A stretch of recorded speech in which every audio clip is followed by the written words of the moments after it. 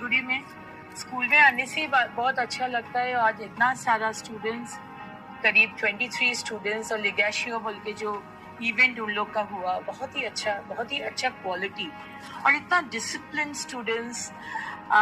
सारे प्रोग्राम का क्वालिटी इतना अच्छा, इतना बढ़िया school. I wish them all the best आज हमको इधर आमंत्रण देने के लिए। और हम यही बोले कि बहुत बड़े हो, क्योंकि आज देश का भविष्य, राज्य का भविष्य आपके हाथ में है। बाहर जाओ, इंटरनेशनल एजुकेशन लेकर आओ, लेकिन देश वापस आ जाओ। देश का जो माँ है हमारे भारत माँ, उनको कभी ভুলো नहीं, यही বলে। খুবই ভালো লাগলো একসাথে এখান থেকে অনেক কিছু শেখার।